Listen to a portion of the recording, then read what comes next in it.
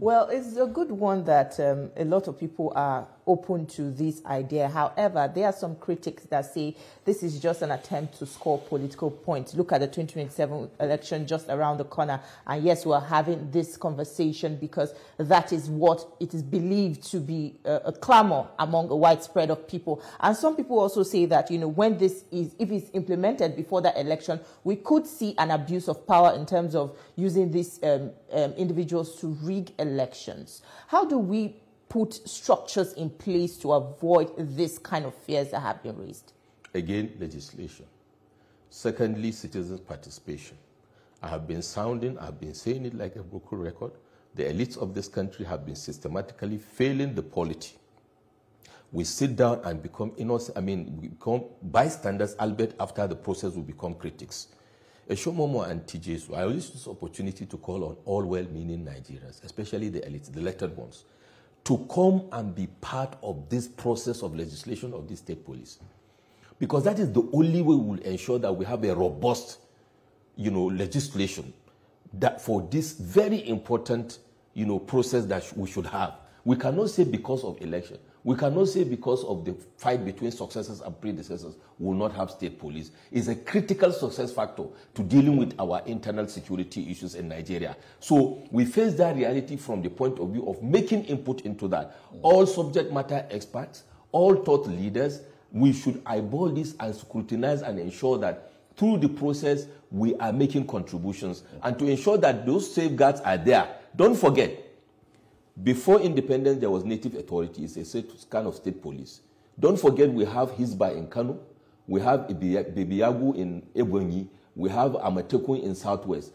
2023, around February 2023, the Justice Rilwan, I think, of Federal High Court Abakaliki, had to pass a judgment to scrap or suspend Bebiyagu because of abuse of power and extrajudicial killings. So, but now that we are doing it, the National Assembly is crucial, like you mentioned, because it is what they will do that will cascade to the state level. But our input is crucial in the legislative process. Now, talking about our input, I remember before now we had this call by Nigerians for reform of the Police Act. Yes. And people were even talking about NSAS and all that. Yes.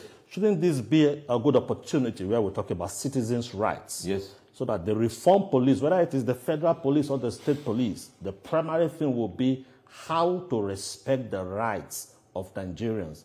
Not just creating the structure, but to ensure that this structure understands that Nigeria first. Correct. Now, to correct that, the judge's name is Justice Riemann Fatun of the Federal High Court Abakaliki. This point you mentioned, Eshomomo, is very crucial. And that is why now is the time for us to go in and what they call a law front load all those issues as part of the legislative process for this state police now. And to use the opportunity to address these issues of abuse of office, extrajudicial killings by even the Nigerian police or the Nigerian army or all the armed forces, as it were, while we address. Because the danger is this.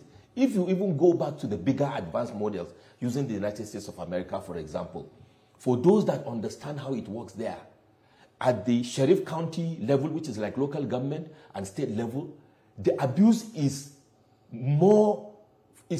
higher than at federal level.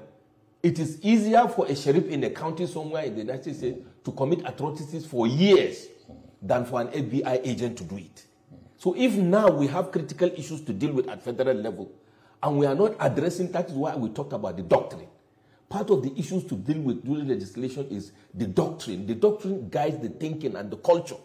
And since you are creating a new entity, the culture should drive it. So if at the fathers and the grandfathers, grandmothers and grandmothers and mothers at the police, NCSD, immigration and the armed forces are having these weaknesses, and we have not addressed it from a citizen's point of view, physical participation point of view, you can imagine, I don't want to even think what will happen with these governors having this humongous power, with these people that are now going to be converted and armed, and then you are not able to address the issue of doctrine even at federal level. What we are going to have is what we shouldn't contemplate, because we can have an offensive between state actors, federal and state, while the bandits and the kidnappers will be there, and that this issue of doctrine will also deal with people that are at subnational or federal playing the game with the bandits, and then you have armed them.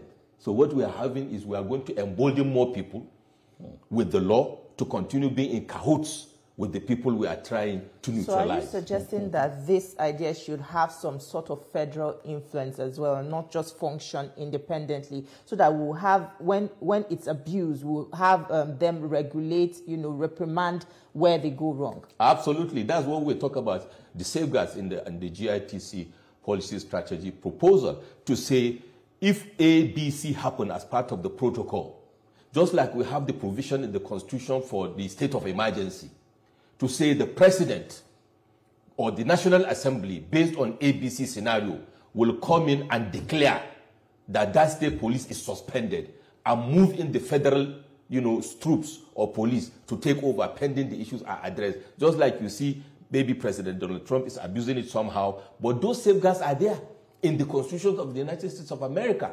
And where necessary, the federal government will come and take charge.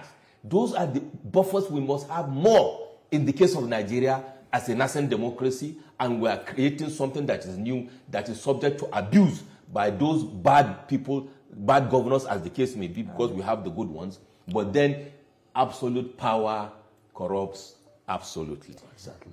Malam Baba Yusuf, it's a pleasure speaking with you once again Likewise, this morning. always. Thank you so much for your contribution. Thank you for having me.